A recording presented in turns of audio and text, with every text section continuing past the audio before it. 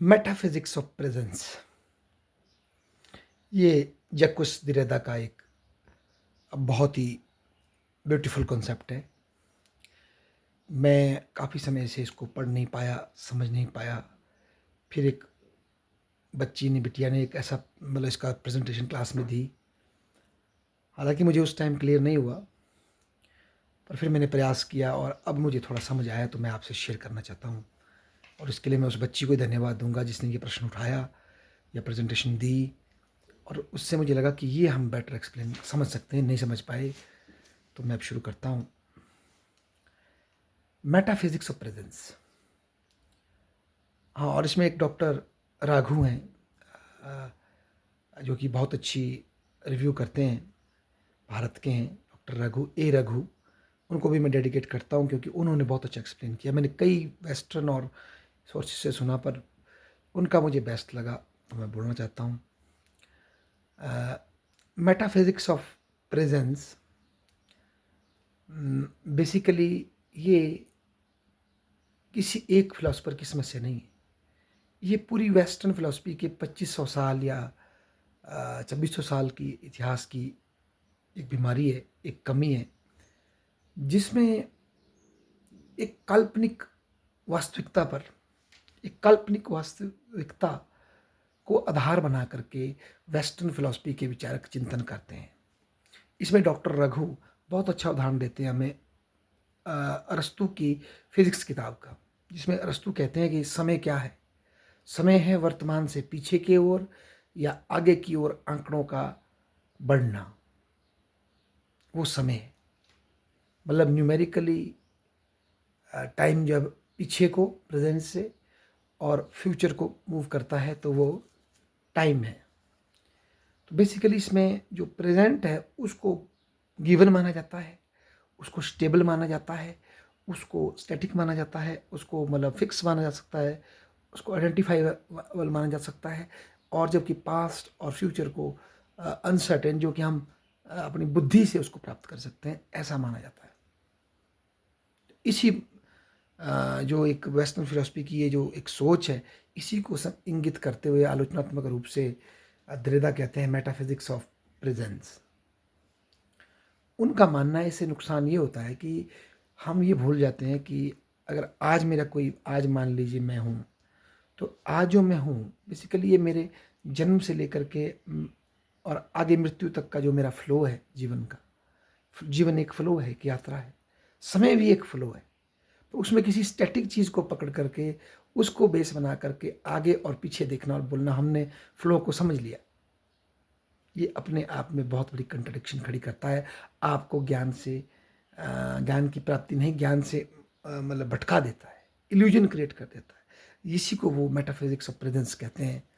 इसीलिए उनका मानना है कि सारी जो वेस्टर्न थिंकिंग रही है, जो कि तार्किकता पर आधारित और जिन्होंने लोगोसेंट्रिसिज्म पे चली है, जो कि वाणी को दुनिया की सच्चाई का बेस्ट मेथड बताती है एज कंपेयर टू राइटिंग।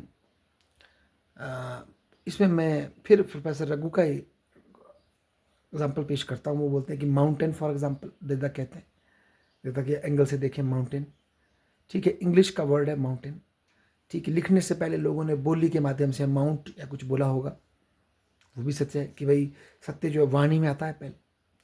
परंतु क्या जब वो वाणी नहीं भी थी, क्या जो जो ऑब्जेक्ट है माउंटेन, जो रियलिटी है माउंटेन की, क्या वो थी नहीं? फॉर एग्जाम्पल भारत में उसको पर्वत बोलते थे, इंग्लैंड में कुछ भी नहीं बोलते होंगे तो पर्वत तो था ना, और भारत में जब पर्वत भी नहीं बोलते होंगे तो पर्वत तो था। तो दरेदा ये कहना चाहते हैं कि बेसिकली आपकी वाणी के निर्माण से पहले भी सत्य तो सत्य ही है, और जैसे ही आप सत्य को बयां करने जाते हैं तो सत्य का जो ट्रू मीनिंग है शब्दों में वो गायब हो जाता है, उसका एग्जैक्ट मीनिंग आप प्राप्त नहीं कर सकते। तो और ये इल्यूजन क्रिएट होता है क्योंकि मेटाफिजिक्स ऑफ प्रेजेंस हम लेते हैं।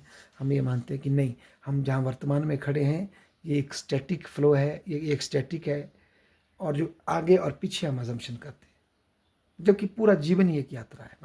क्योंकि कोई भी चीज़ पूरी एक यात्रा में चलती है, ऐसा दरेदा कहते हैं मेटाफिजिक्स ऑफ प्रेजेंस में। और इसी संदर्भ में वो एक चीज़ बताते हैं, वो है डिफरेंस। डिफरेंस दरिदा की तरफ से एक हमारे लिए एक मतलब एक टूल कहें या एक एनालिसिस का सिस्टम कहें, जिसमें दो वर्ड हैं, डिफर, DEFER, डिफर, और डिफरेंट। डिफर का मतलब है किसी के मीनिंग को पोस्टपोन करना, और डिफर का मतलब है DIFFER, डिफर का मतलब है अलग। तो इसीलिए दरिदा कहते हैं कि किसी भी भाषा में जो शब्द होते हैं उनका मीनिंग इस पर निर्भर करता है कि वो उनका जो एग्जैक्ट मीनिंग है। एक तो जब आप उसको ढूंढने जाएंगे तो आपको डिक्शनरी में उस मीनिंग के बजाय कुछ और शब्द मिलेंगे जो उसको एक्सप्लेन कर रहे हैं। फिर आप उन शब्दों को देखने जाएंगे तो फिर आपको कुछ और शब्द मिलेंगे जो उसको एक्सप्लेन कर रहे हैं, और इस तरह से जो रियल मीनिंग है वो पीछे चला जाता है। अगर मैं आपको सिंपल सा एक उदाहरण दूं, जैसा कि कहेंगे कार, कार क्या है? अब देखेंगे और लिखेंगे, डिक्शनरी में लिखा होगा एक विशेष प्रकार की गाड़ी, इंजन से चलने वाला वाहन। तो आपको फिर गाड़ी में जाना पड़ेगा, और या फिर इंजन से चलने वाले वाहन में इंजन में जाना पड़ेगा, वाहन की परिभाषा देखनी पड़ेगी। तो इस तरह से आप जब मीनिंग ढूंढने जाएंगे आपको आगे आगे आगे जाना पड़ेगा, तो उसका जो रियल मीनिंग है थोड़ा सा डिफर हो जाएगा, क्योंकि रियल मीनिंग है सच कुछ होता नहीं, दरिदा कहते हैं।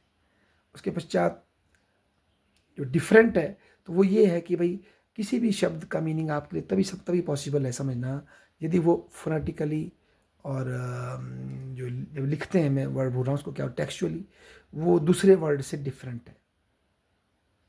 और इसी में उनका कॉन्सेप्ट ट्रेस भी आता है कि अगर आपका कोई वर्ड है कार, कार कार्टून नहीं, काट नहीं, या कैरेज नहीं, उसमें और उन वर्डों में फ़र्क है, और उन वर्डों में कहीं ना कहीं वो चीज़ छिपी हुई है। तो इसको आप कह सकते हैं ट्रेस, कि कहीं ना कहीं ट्रेस होता है मेटाफिजिक्स ऑफ अब्सेंस, कि भाई मतलब इन द सेंस कि आप हो नहीं वहाँ, पर आपके होने से ही वो प्रेजेंट हो रही है चीज़। तो इसको इस तरह से आप ले सकते हैं कि वो चीज़ वो यहाँ है नहीं, पर उसके होने से आप प्रेजेंट हो रहे हो। क्योंकि दरिदा ये कहते हैं चीज़ें जो हैं बाइनरी में भी चलती है। बाइनरी में हम समझते हैं लिंग्विस्टिक्स में, लैंग्वेज में, वो स्पीच में। तो हम कहते हैं औरत, क्या है औरत? अरे जो पुरुष नहीं है, पुरुष और औरत। अच्छा, पर पुरुष क्या है? जो औरत नहीं है। या वो कह सकते हैं पुरुष का मतलब मेल, जो कि किसी भी जाति में हो सकता है, चाहे वो कुत्ता हो, शेर हो, भालू हो, जो बच्चे को पैदा करता है, जन्म देता, बच्चे को मतलब बच्चे को पैदा करने के लिए भूमिका निभाता है। और मादा मादा औरत भी हो सकती है, एक बिल्ली भी हो सकती है, एक गाय भी हो सकती है, जो कि किसी नई संतान को जन्म देती है। तो इस तरह से अगर हम देखेंगे तो हर एक चीज़ का जो मीनिंग है वो कई बार उसके अपोजिट पर निर्भर करता है। तो ये सब दरिदा हमें समझाने की कोशिश करते हैं, और ये बताने की कोशिश करते हैं बेसिकली, जो विटगेंस्टीन ने भी कहा था कि लैंग्वेज एक पर्टिकुलर कॉन्टेक्स्ट में चलती है, तो कोई फिक्स्ड मीनिंग तो है नहीं। और मोर ओवर जो जब हम रियल मीनिंग ढूंढने जाते हैं तो वो पीछे पीछे पीछे होता जाता है। इसी को वो डिफरेंस कहते हैं। और मेटाफिजिक्स ऑफ प्रेजेंस का मतलब है वर्तमान को महत्व देना,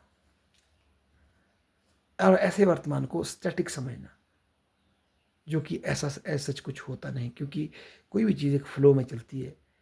एक फिक्स समय पर सोच करके हम फिर उसको बेस बनाकर आगे पीछे सोचें तो ये अपने आप में एक काल्पनिक एब्स्ट्रैक्शन हमारे पास लाती है, और जिसकी वजह से फिर यूटोपियाज खड़े होते, चाहे वो कार्ल मार्क्स ने खड़ा किया, चाहे एडम स्मिथ खड़ा किया, या किसी और ने कोई खड़ा किया। धन्यवाद।